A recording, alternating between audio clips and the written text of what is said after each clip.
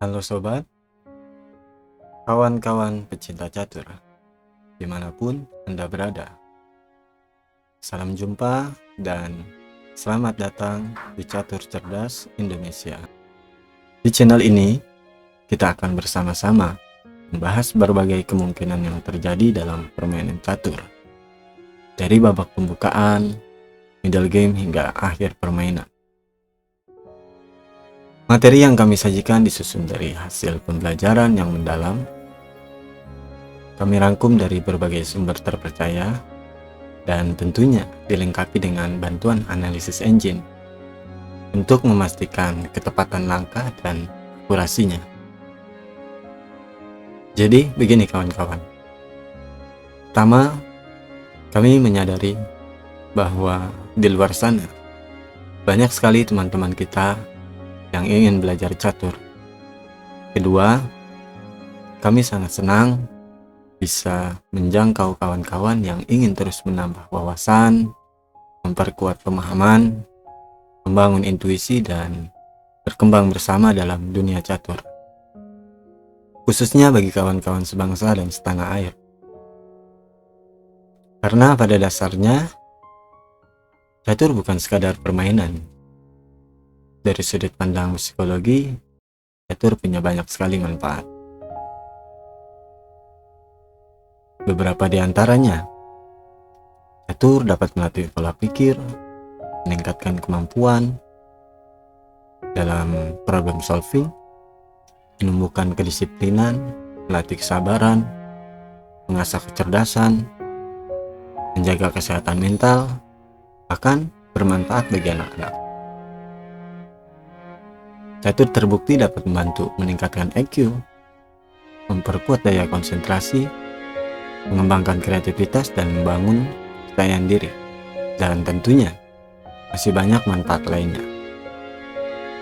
Dan kami hadir di sini bukan dari sudut yang paling tahu, tapi dari sudut pecinta catur yang ingin belajar bersama, tumbuh bersama, dan yang paling penting bermanfaat bersama. Jadi channel ini bukan tentang siapa yang paling jago, tapi tentang bagaimana kita bisa berkembang bersama lewat pemahaman yang benar.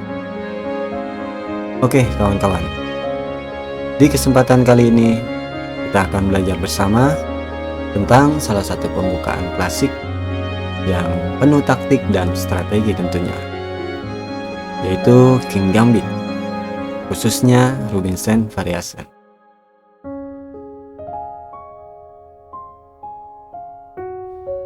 Dipetik dari sumber, King Gambit adalah salah satu pembukaan tertua dan paling agresif dalam sejarah catur.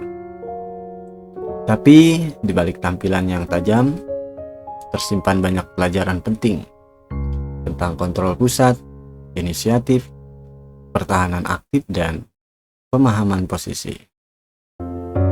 Dan nanti di setiap seri kita akan bahas teori dasar tujuan dari setiap langkah.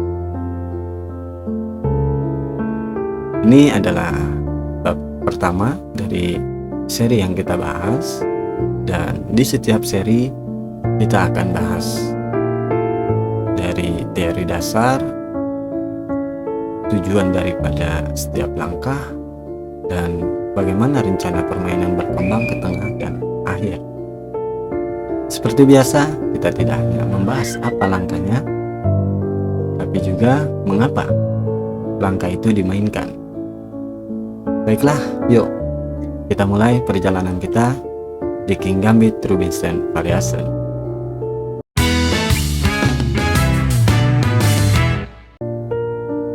Pertama, mari kita perhatikan urutan langkah-langkah teori dari pada pembukaan King Gambit Rubinstein Variation ini sebagai konsep utama daripada pembahasan kita. Dan selanjutnya kita akan bahas maksud atau rencana, ide dibalik dimainkan pion E4, pion E5, dilanjutkan pion F4, Hitam pukul pion F4, kuda ke F3, pion ke G5, dilanjutkan pion H4, hitam pion G4,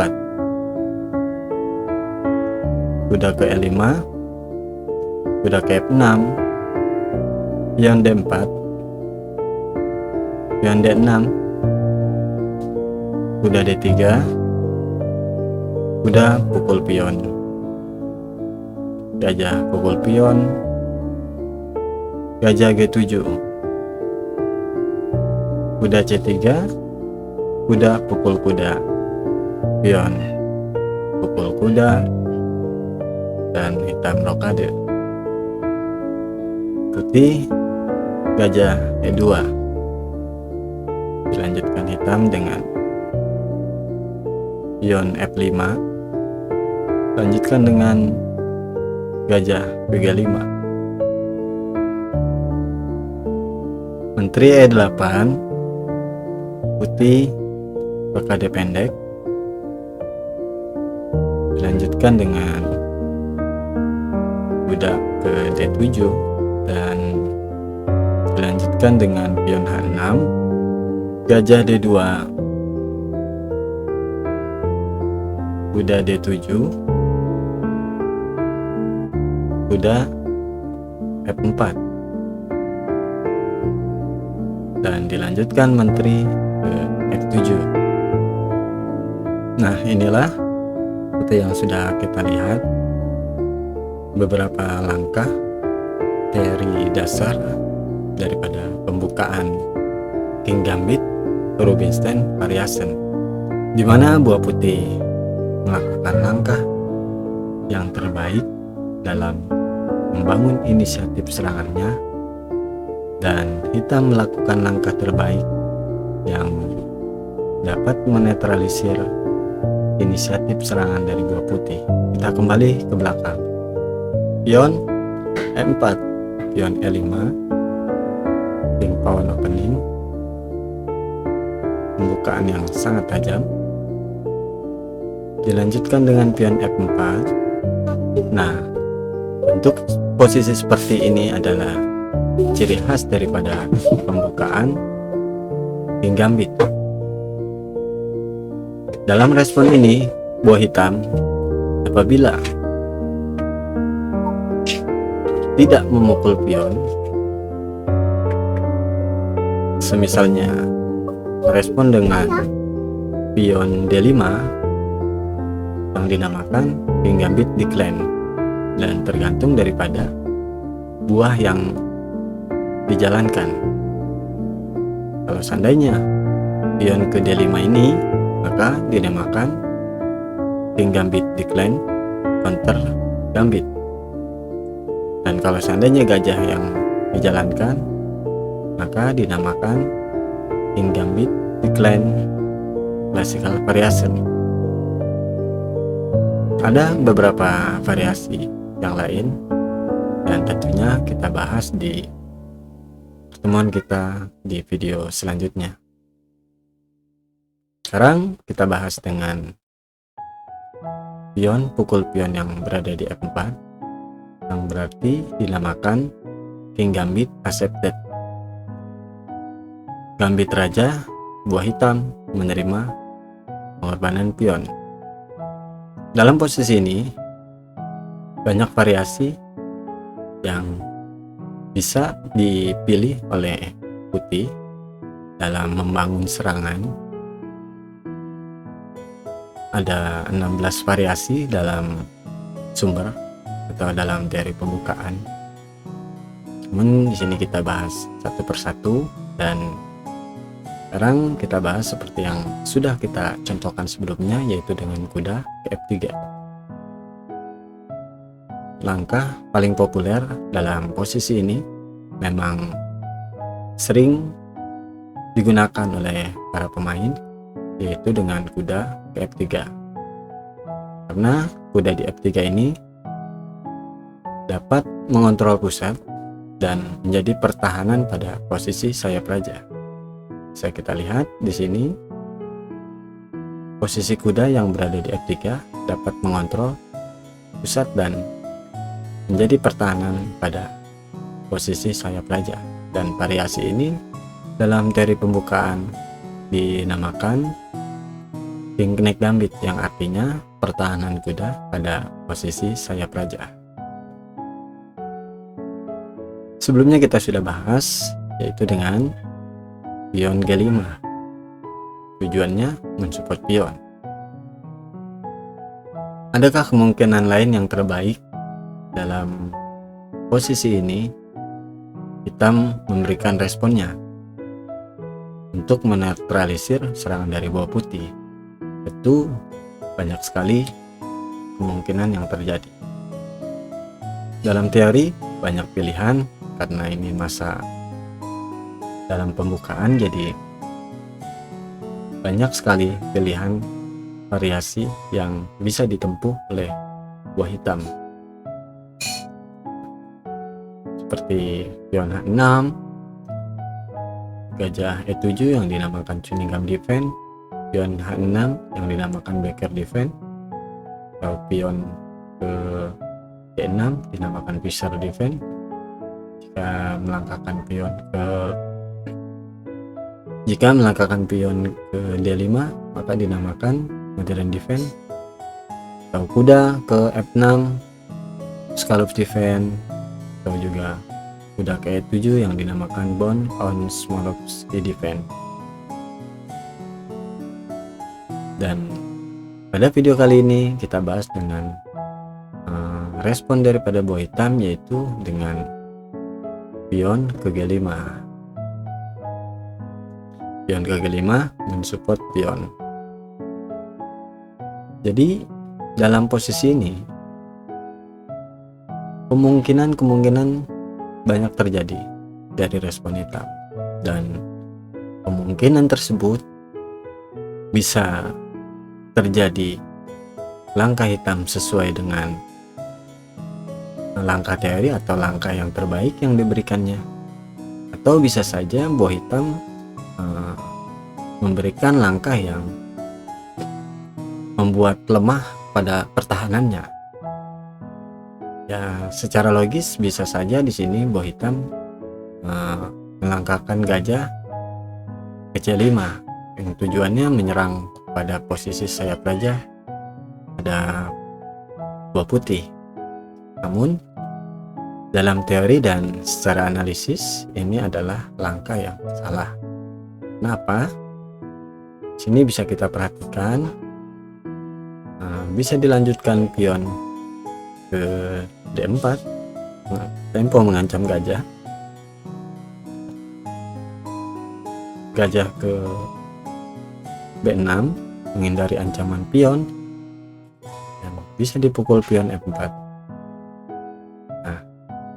Dan biasanya di sini buah hitam mengembangkan perwira untuk mempersiapkan blokade pendek, mengamankan raja.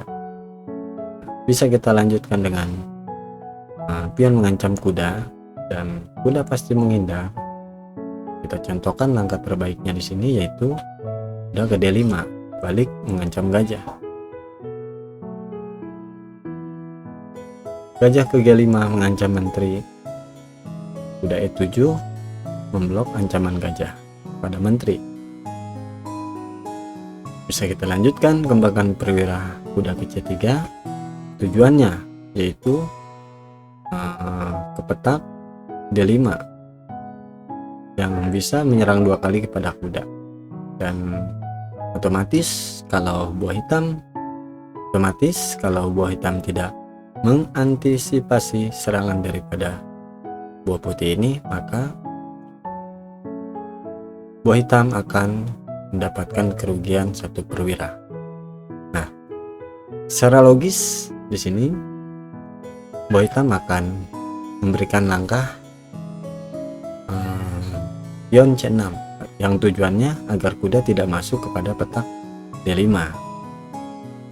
Dan bisa saja di sini buah hitam melangkahkan kuda ke C6, dan apabila kuda ke D5, kuda ini sudah tersupport, maka Kalau seandainya kuda dipukul, maka akan dipukul kembali oleh kuda, dan apabila gajah memukul akan dipukul kembali oleh menteri, dan permainan akan seimbang.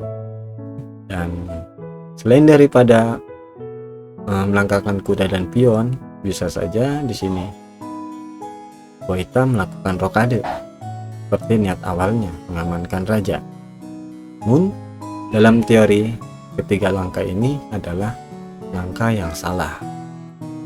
Nah, apabila dalam catur kita melakukan kesalahan langkah, maka kita akan mendapatkan imbalannya apabila lawan atau kita bisa memanfaatkan momen tersebut. Nah, kadang dalam catur kita bisa lihat partai-partai Grandmaster ya, seperti yang baru saja kita saksikan di esport ya, tingkat Grandmaster pun dalam langkah masih ada yang melakukan kesalahan. Harusnya melangkahkan A lebih baik dan dia melangkahkan B. Dan seperti Hikaru melawan Magnus Carlsen, ya Hikaru melakukan kesalahan dan Magnus Carlsen bisa memanfaatkan kesalahan tersebut dan terjadilah menang mutlak untuk Magnus Carlsen. Akan tetapi sekalipun lawan melakukan kesalahan, kalau kita tidak bisa memanfaatkan momen tersebut, maka akan terjadi seimbang, bahkan bisa dibalikan keadaan menjadi kalah kembali. Maka di sini kita coba bahas langkah-langkah yang mungkin terjadi di dalam permainan catur. Tujuannya untuk meningkatkan intuisi kita agar kita dapat membangun suatu langkah yang tepat nantinya di saat bermain, kapan harus menyerang, bertahan, dan melakukan pengorbanan. Contohnya seandainya di sini buah hitam rokade pendek. Nah, kita lanjutkan di sini dengan kuda ke D5. Dibalas dengan kuda ke C6 mensupport kuda. Nah, apabila kuda ini dipukul, maka akan dipukul kembali. Nah, setelah dipukul dan dipukul kembali, dan maka permainan menjadi seimbang kembali.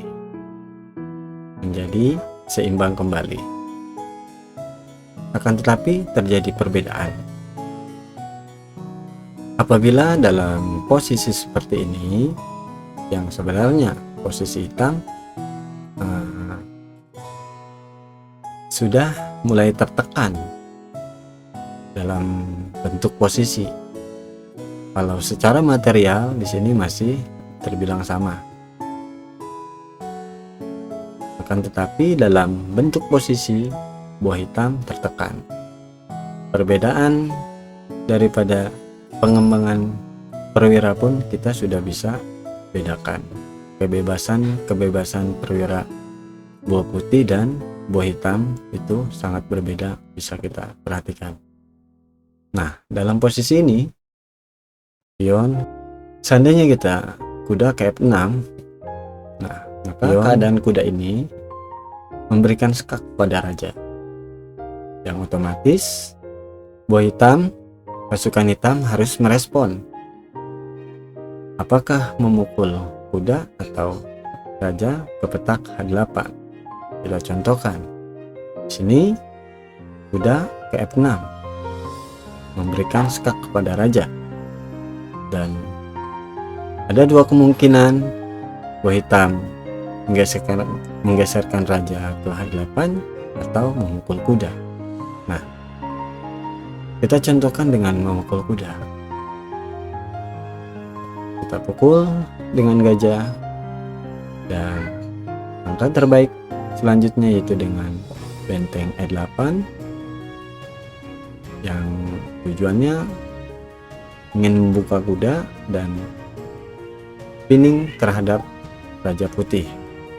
Nah, di sini Putih dapat mengambil inisiatif dengan menteri ke D2 menuju ke peta K6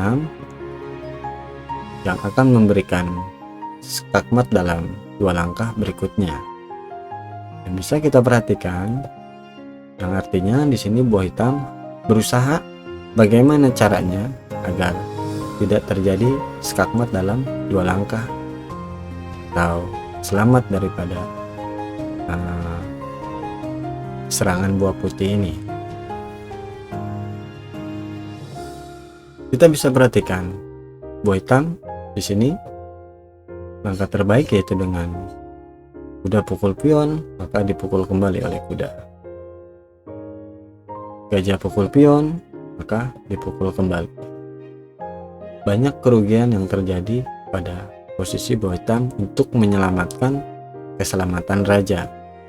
Nah, apabila di sini dilanjutkan dengan pion D6 mengancam kuda dan memblok petak G4 agar menteri tidak dapat memberikan sekak.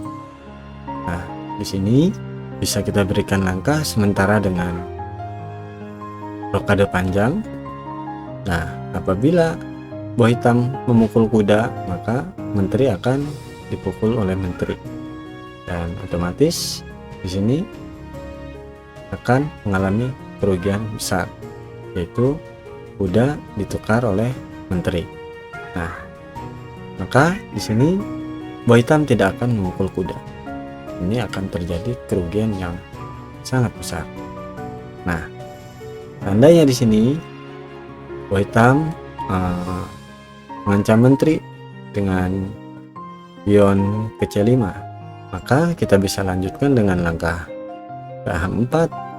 Nah, mengancam kuda 2 kali. Kalau tandanya di sini memukul kuda, nah, di sini masih ada benteng.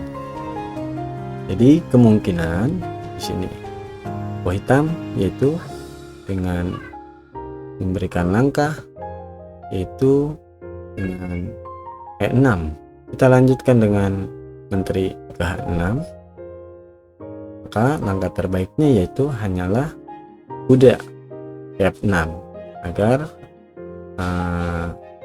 menteri tidak bisa memberikan skak pada petak G7.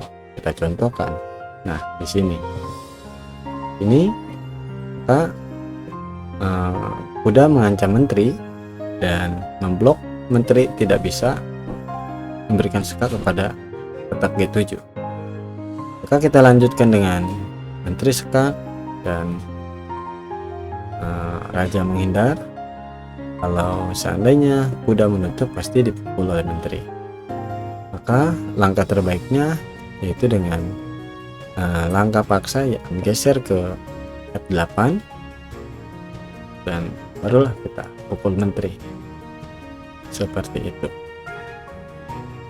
Kalau seandainya di sini buah hitam memukul dan dalam posisi ini sudah bisa dipastikan buah putih sangat mudah untuk memenangkan partai. Kita kembali ke posisi seperti ini. Bagaimana kalau seandainya raja geser ke H8? Raja geser ke H8 tidak memukul kuda. Nah, di sini bisa kita lanjutkan menteri ke D3. Tujuannya memberikan skakmat pada langkah berikutnya. Nah, maka di sini buah hitam berusaha bagaimana caranya agar tidak terjadi skakmat pada langkah berikutnya. Ada 2 kemungkinan, yaitu dengan pion ke G6 atau kuda ke G6. Kita contohkan dengan ke G6. Maka kita lanjutkan dengan di blok oleh pion A5, dan bisa kita pukul pion ini, dan kalau seandainya diterima maka kita berikan skak, raja menghindar, dan kita kembali ke D2. Tujuan memberi skak pada 2 langkah berikutnya, memberikan skakmat pada 2 langkah berikutnya. Maka hampir sama seperti tadi. Nah, seperti itulah satu cara, satu jalan memanfaatkan kesalahan daripada kesalahan lawan. Nah, kesalahan daripada lawan dalam posisi seperti ini yaitu dengan melangkahkan gajah ke C5. Buah hitam dalam posisi ini memberikan langkah gajah ke C5 adalah langkah yang salah. Jadi ada opsi terbaik dalam teori dalam posisi seperti ini, yaitu dengan melangkahkan atau memberikan langkah pion D6, pion D5, pion H6, gajah E7, kuda E7, kuda F6, dan pion ke G5. Nah, inilah langkah-langkah terbaik dalam posisi ini yang harus diberikan oleh buah hitam. Baiklah, sini kita lanjutkan dengan pion G5. Nah, dalam posisi seperti ini, buah hitam telah memberikan langkah terbaiknya, yaitu mensupport pion yang berada di F4 ini. Kalau seandainya buah putih di sini melangkahkan pion D4, maka pion yang berada di F4 tidak bisa dipukul oleh gajah karena sudah tersupport oleh pion yang berada di G5 ini. Maka inisiatif dari putih, karena dari awal buah putih telah mengorbankan pion yang berada di posisi sayap raja, yang artinya buah putih di sini merencanakan serangan pada posisi sayap raja, ingin membongkar pertahanan pada posisi sayap raja. Nah, ada langkah yang bisa dilanjutkan oleh putih untuk membongkar pertahanan pada posisi sayap raja hitam, yaitu dengan pion H4. Nah, mengajak pertukaran. Dan tadi sebelumnya kita sudah bahas, yaitu dengan pion ke G4, balik mengancam kuda, menolak pertukaran, balik mengancam kuda kepada petak G4, dan kuda pindah ke E5. Dan bagaimana kalau seandainya buah hitam tidak ke G4? Buah hitam di sini memukul pion atau mensupport pion H6. Nah, mensupport pion dengan pion F6 atau juga gajah ke E7. Di langkah sebelumnya, sebelum langkah G5 ini, langkah ini adalah langkah yang terbaik. Akan tetapi dengan keadaan posisi pion yang sudah berada di H4 ini mengajak pertukaran pion, langkah-langkah ini sudah tidak menjadi pilihan langkah terbaik lagi. Menjadi pilihan langkah terbaik sebelum dalam bentuk posisi seperti ini. Kalau bentuk posisi seperti ini, jadi langkah terbaiknya yaitu dengan pion G4. Kenapa? Kalau seandainya buah hitam di sini tidak merespon dengan pion G4, buah hitam merespon dengan memukul pion atau mensupport pion dengan pion H6 atau pion F6, atau juga mensupport dengan gajah ke E7. Kita akan bahas di pertemuan selanjutnya. Baiklah kawan-kawan, terima kasih telah belajar bersama. Terima kasih telah menyimak bab pertama seri pertama ini. Jangan lupa subscribe, aktifkan notifikasi, dan bagikan ke teman-teman sesama pecinta catur.